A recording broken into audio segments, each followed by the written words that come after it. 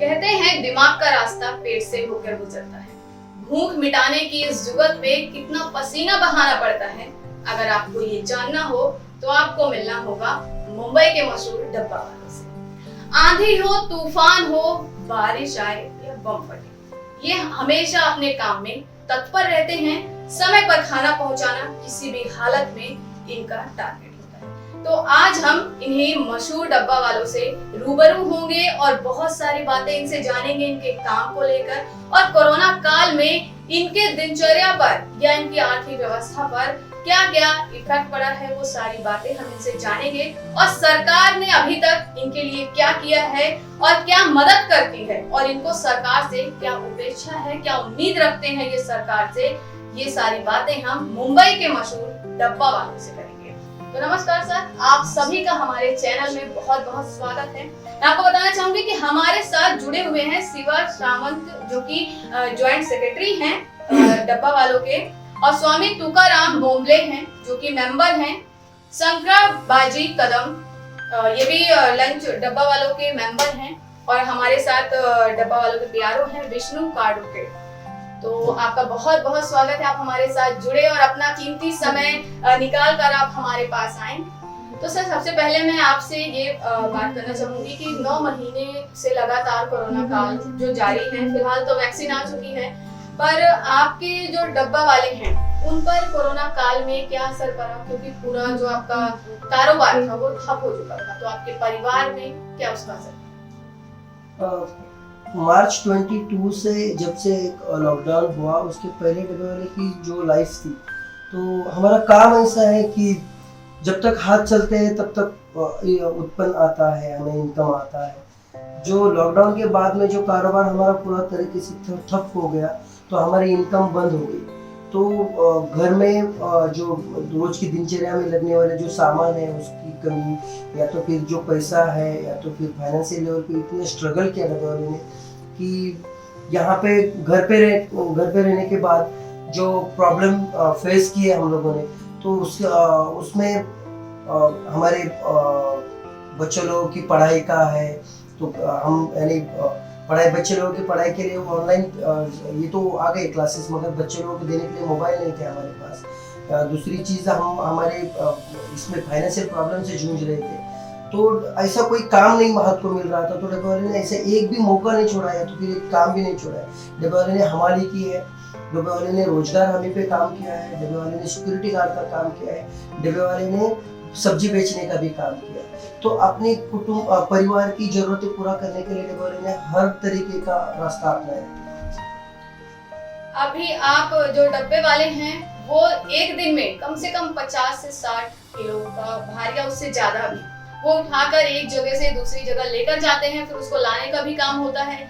इन सबके बीच जो वो करते हैं, मतलब कैसे करते हैं इतना भार उठाना, वो भी साइकिल या फिर लोकल ट्रेन जैसे कि अगर बात करें, और मुंबई तो वैसे भी ट्रैफिक भरा शहर है, लोकल ट्रेन हो या फिर सड़क की बात करें, दोनों जगह ही भीड़ भाड़ है, और फिर इतना वजन उठाना कैसे? हमारा एक मन में ठाना हुआ रहता है कि ग्राहक भूखा ना रहे, तो ये उद्देश्य पाने के लिए हम हर तकलीफ का सामना करते हैं। भले बारिश हो, आपने कहा आंधी हो, तूफान हो, बम फटे, कुछ भी परिस्थिति में, कोई भी परिस्थिति है, या तो फिर ट्रैफिक है, तो हमारा उद्देश्य यही रहता है हमारे दिमाग में कि हमारे जो ग्राहक है उनके डेस्क पे उनके लंच टाइम के पहले टिफिन पहुंचाना है। तो रही बात बाकी अदर प्रॉब्लम्स की, तो उसके ऊपर सॉल्यूशन निकालने के हेतु हमारे जो ग्रुप्स वाइज काम करते हैं डब्बे वाले की सब, तो उनके लीडर्स रहते हैं, वो सब टोटल ऑपरेशन की ऑपरेंडी उनके हाथ में रहती है। तो कोई डब्बे वाले का साइकिल पंक्चर है, या तो फिर किसी के साथ कोई दिक्कत है, कोई कुछ प्रॉब्लम फेस कर रहा है, तो सपोर्टिंग स्टाफ रहता है, हमारा टीम रहती है, वो उनको कवर करती है। कि टाइम अगर उनका बचाना है तो वो उनके आगे के 4-5 जो डिलीवरीज है, जो कलेक्ट करने के टिफिन है तो फिर डिलीवर देने का वो जिम्मा वो उठाते हैं। इसकी वजह से तो एक अभूतपूर्व संगठन है, ये मैनेजमेंट है कि इसमें टाइम का और कस्टमर सेटिस्फैक्शन का पूरा हिसाब रखा है। सड़क के दौरान जब डब्बा वाले डिलीवर करने के लिए जाते हैं लंच बॉक्स, उस दौरान अगर कुछ हादसा हुआ तो उसका भरपाई या फिर आप हॉस्पिटल में एडमिट हुए, ये सारी चीजें जो होती हैं उससे सरकार को आपसे कुछ मदद मिलती है या नहीं? देखो, हमारा काम बहुत नेकी से होता है और अच्छे काम कर्म अगर हम लोग करते हैं तो इसमें ईश्वर भी सहायभूत होते हैं कहते हैं। तो अभी तक के 130 साल के इतिहास में डब्बे वाले के साथ ऐसा हादसा हुआ नहीं। तो ये अपने जो प्रश्न किया है उसका कोई अनुभव ही मेरे पास नहीं है। जैसा होना भी नहीं चाहिए, क्योंकि आप लोग बहुत मेहनत करते हैं और किसानों के बाद अगर बात की जाए तो बहुत मेहनत वाला काम है, इतना किलो का भार उठाकर और लेकर जाना भी मुंबई जैसे शहर में जहाँ पर ट्रैफिक से भरा हुआ इलाका है, सड़क है और लोकल ट्रेन में तो सफर करना मेरे दर्शक जानते ही हैं किस तरीके से वहाँ पर मशक्कत करनी पड़ती है। तो अभी हाल ही में एक मैटर आया था सुभाष तलेकर जी, उन पे केस वगैरह हुआ है, वो जेल भी गए, गिरफ्तार हुए, वो मैटर क्या है आप बताएंगे? देखिए, सुभाष तलेकर एक मीडिया ने बड़ा किया कैरेक्टर है। इसके अलावा सुभाष तलेकर का मुंबई के डब्बे वाले के साथ, यानी डब्बा पहुंचाने से लेके मुंबई डब्बे वाले का जो कारोबार चलता है दादर ऑफिस से, वहां तक कुछ लेन देन नहीं था। एक घरेलू सभा सदस्यों के लेके एक संगठन बनाया मुंबई डब्बे वाला एसोसिएशन, उसमें डब्बे वाला नाम छोड़ के मुंबई डब्बे वाले से सुभाष तलेकर का कोई लेन देन नहीं था। मगर प्रोग्राम से या तो फिर एडवर्टाइजिंग से या तो फिर डब्बे वाले के नाम पे फंड लेने का कारोबार वो काम करते थे और उसके चलते ही अभी धोखाधड़ी के केस में उनको गिरफ्तार हो।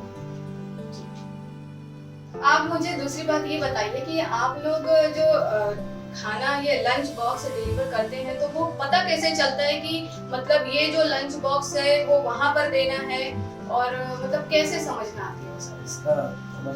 जी आप बताइए। देखो, हम ग्रैंड रोड में काम करता है, हम सब 60 आदमी हैं, तो हमारा जो कोड नंबर लिखेला होता है, मतलब हमारा कोड नंबर ऐसा लिखेला होता है, साइड में जो है वो पूर्ण आदमी डब्बा निकलता है और जो इधर जो लिखता होगा ग्रैंड रोड तो जी लिखता है, और जो हमारा ग्रैंड रोड में कितना ग्रैंड रोड में कितने देने का है, ग्रैंड रोड में लिखे ग्रैंड रोड देने का है, तो हमारा कोड नंबर आता है 20 नंबर। और ग्रैंड रोड में जो बाहर गाँव जाता है वो सब आदमी ग्रैंड रोड में आता है, तो ग्रैंड रोड में 60 आदमी होएगा, सब मिलके आएगा तो हमारा वो नंबर डालता है। केशव रोड में एक आदमी, पैडो रोड में एक आदमी और नेपेश्वर रोड में एक आदमी, ऐसा जो एरिया वाइज होता है उसका हम नंबर डालते हैं। वो नंबर से टैग में होएगा। टिफिन का घर से कलेक्ट करने से उसको डिलीवरी डेस्टिनेशन तक पहुंचाने का जो काम करता है वो कोडिंग सिस्टम करता है। तो हर कोई आदमी की मूवमेंट, उसका हॉल्ट, उसका सोल्टरिंग पॉइंट का सबका कोडिंग थ्रू रहता है। फॉर एग्जांपल अगर मैं बता देना चाहता हूँ कि सावंत साहब ने बोल दिया कि एक पर्टिकुलर डब्बे वाला जो घर से पिकअप करता है उसका पर्टिकुलर एरिया रहता है। अगर फॉर एग्जांपल उन्होंने बोला पेडर रोड पे है तो उसका पी आएगा। पेडर रोड पे वो डब्बा कौन से स्पॉट पे है तो उसका वो फ्लोर नंबर या तो फिर बिल्डिंग का कैपिटल नाम आएगा। बाद में वो कौन से सॉर्टिंग पॉइंट पे जाएगा तो ग्रैंड रोड स्टेशन के, तो उसमें जी आएगा। ठीक, उसके बाद में अगर वो अंधेरी साइड जाता है तो उसमें ए आएगा बीच में, और अंधेरी में भी अगर वो 7 बंगलो साइड जाता है, अंधेरी वेस्ट में जाता है, अंधेरी ईस्ट में जाता है, तो हर कोई उसका एक रूट ही क्रिएट करता है। वो जो कोड रहता है हमारा वो थोड़ी यूनिक, और ये सिस्टम उसको ये करने के लिए हार्वर्ड यूनिवर्सिटी के लड़के लोगों को भी 1 महीने का समय लगा वो रीडिंग करने के लिए। ये बारकोड जैसा सिस्टम है, मगर वो करेक्ट बता देता है कि ये टिफिन आया कहाँ से है और जा कहाँ रहा है। ऐसे हम मॉडर्न समय की बात करें तो इनके पास कोई टेक्निकल या बारकोड जैसी चीजें नहीं उपलब्ध हैं। अगर टेक्नोलॉजी की बात करें तो इनके पास कुछ नहीं है, सिंपल सादा सा काम करते हैं और उस काम में ये इतने बखूबी से अपनी नौकरी या अपना जो कारोबार है उसको निभाते हैं कि आज तक ऐसी कोई शिकायत नहीं आई है कि खाना देर से पहुंचा है या खाने में ये टेस्ट नहीं है, बहुत सारी चीजें ऐसी हैं, वो हमेशा वेल तत्पर रहते हैं। मुंबई जैसे शहर में जो कि लोग अपने घर परिवार को छोड़कर यहाँ पर आते हैं और उनको होटल से खा कर लोग तंग आ जाते हैं, इसलिए उनको घर का खाना चाहिए रहता है। और वो घर का खाना जो मिलता है वो हमारे मुंबई के मशहूर डब्बा वाले ऑफिस में बड़े बड़े जो कंपनीज हैं, दफ्तर है, वहां पर पहुंचाते हैं। तो आप मुझे ये बताइए कि जो पहले की सरकार थी, अगर हम उद्धव सरकार के पहले की बात करें तो पहले की सरकार ने आपके लिए कुछ ऐसा किया है कि आपकी मदद की हो, कुछ नया आपके लिए कुछ किया हो? आश्वासन के अलावा हमें मिला तो कुछ नहीं अभी तक कोई गवर्नमेंट की तरफ से, चाहे कौन सी भी हो। बहुत बड़े समस्या का हम लोग सामना कर रहे हैं, काफी समय से कर रहे हैं। हम हमारे घर की मांग लेके सरकार के पास काफी बार गए हैं, हम लोगों ने प्रपोजल दिया है काफी गवर्नमेंट्स के पास। विदेशी लोग जो हमें मिलने आते हैं तो हमारा जो काम है उसका जो ऑपरेशन है पूरा वो एक्सप्लेन करने के लिए उनको फुटपाथ पे खड़ा रहना किया करके वो सब बताना पड़ता है। ये निश्चित मुंबई और महाराष्ट्र के लिए गौरवशाली बात नहीं होगी और इसके लिए एक दालन होना चाहिए डब्बे वाले का, जिसमें हम डब्बे वाले का जो काम है पूरा जो व्यवस्थापन है उसका हम लोग उनको अच्छा बारीकी से उनको हम लोग दे सके, जो फॉरेनर्स आते हैं उनको इंफॉर्मेशन दे सके। मगर गवर्नमेंट के पास बार बार ये प्रपोजल देने के बाद में आश्वासन के अलावा अभी तक कुछ मिला नहीं। मतलब गवर्नमेंट से आपने ये सारी चीजें मांग की हैं बट अभी तक गवर्नमेंट ने कुछ भी सुना नहीं। तो आपको मैं बता दूं कि विदेशों से लोग ये जो डब्बा वाले का ये जो व्यवस्था है या जो काम चल रहा है वो ब्रिटिश काल से चल रहा है और फॉरेन से या विदेशों से जो लोग आते हैं वो सबसे पहले इनसे मिलते हैं, इनसे मुलाकात करते हैं और मुंबई के जो ये मशहूर डब्बा वाले हैं और जो विदेशी लोग होते हैं उनको इनसे बात करने के लिए रोड पर खड़े होकर बात करना पड़ता है। तो ये मुंबई जैसे शहर के लिए गौरवशाली बात नहीं हो सकती है। आपने सही बोला, इनके लिए एक ऐसे दफ्तर की ऐसी जगह की व्यवस्था करानी चाहिए जहां पर ये बैठकर अपना सारा कारोबार संभाल सके और अपने दफ्तर के जो भी काम होते हैं वो कर सके। तो आप अभी आपके यूनियन में कितने हजार लोग काम कर रहे हैं?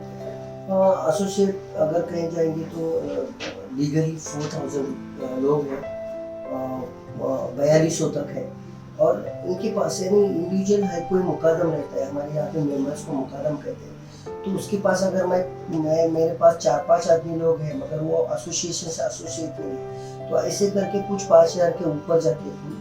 मगर 4200 लोग हैं जो आज ही काम कर रहे हैं लोगों को पहुँचाने का मुंबई के अंदर। और ये काम करते समय होता क्या है कि एम्प्लॉय की जो स्ट्रेंथ है उसको मेंटेन रखने के लिए जो ओवरऑल हमारा पूरा संगठन है Mumbai tiffin box suppliers association, उनकी एक कार्यकारिणी होती है जो 11% की है। तो वो वर्किंग कमेटी जो है वो पूरे ऑपरेशन की निगरानी रखती है और ये सब काम कर रहे हैं। तो आपकी ये जो ड्रेस है डब्बा वालों की एक अलग कोड ड्रेस बनाए गए हैं, तो वो आपको कौन मुहैया कराता है? नहीं, ये तो एक इंडिविजुअल हमारा ये हमारे एक परंपरा है, हम वारकरी संप्रदाय को बिलोंग करते हैं। तो पंढरपुर के विठल भगवान को मानने वाले संत ज्ञानेश्वर, एक संत महादेव है, संत तुकाराम, उनकी विचार सरणी पे हम लोग काम करते हैं। और आपने कहा कि हम लोग टेक्नोलॉजी का ऑफर नहीं करते मगर हम लोग हमारे जो संत परंपरा है, जो उनकी सीख है, हमारे जो बड़े बड़े धर्म ग्रंथ है उनकी सीख है, उनके राय पे चलते हैं। हम लोग कभी गृहस्थी को दुख नहीं पहुंचाते।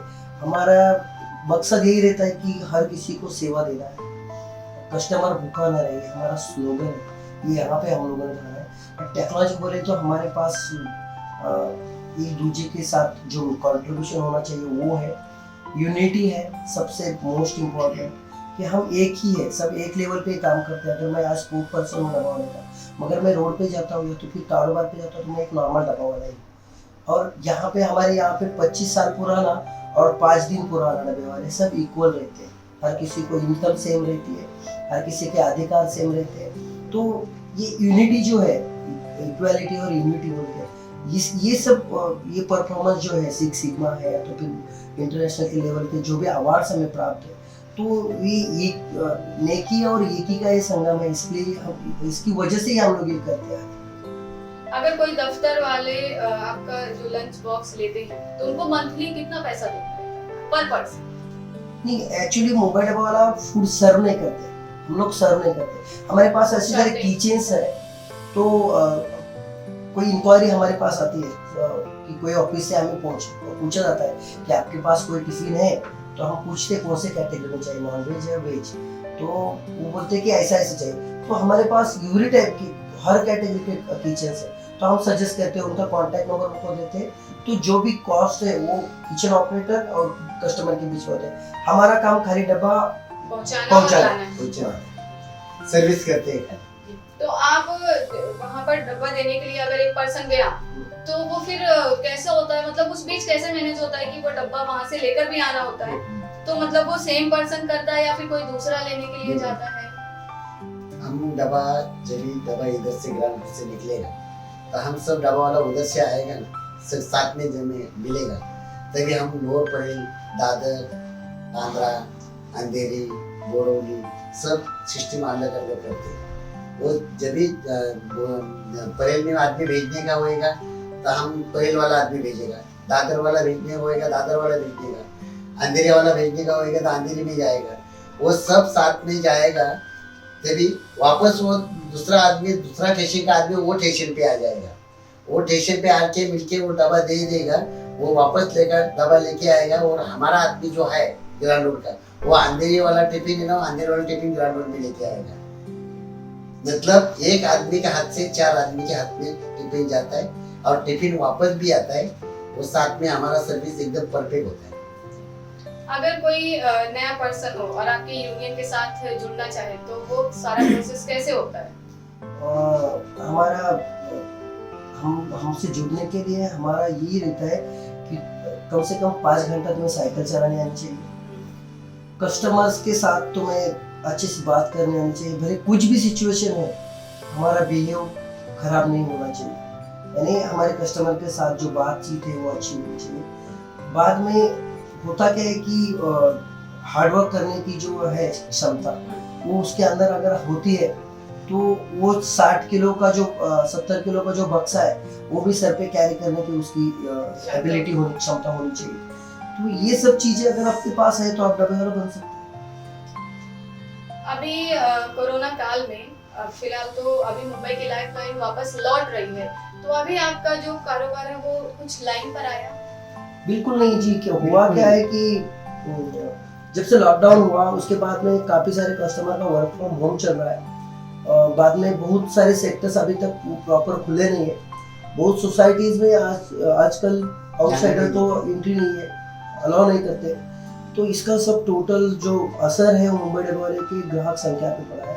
तो 4 महीने पहले हमारा कारोबार शुरू हो गया, 3 महीने पहले 5 अक्टूबर को हमें परमिशन मिली गवर्नमेंट से, स्टेट गवर्नमेंट से कि रेलवे में आप आपका कारोबार कर सकते हैं, मगर जब से स्टार्ट हुआ है अभी तक 1516% 15 to 16% ही पूरा कारोबार एस्टेब्लिश हो चुका है, और हम लोग कस्टमर को बार बार रिपीट हम लोग अप्लाई कर रहे हैं कि आप हमें सर्विस मुहैया करा है कि हम आपकी सेवा के लिए आपकी सेवा करना चाहते हैं। तो कस्टमर की ये सब दिक्कतें हमें सुननी पड़ती है कि वर्क फ्रॉम होम चल रहा है, साहब घर से काम कर रहे हैं, तो फिर हमारी सोसाइटी में कोई किसी को आने नहीं देते और से, तो इसकी वजह से आज तक पूरा कारोबार नहीं चल।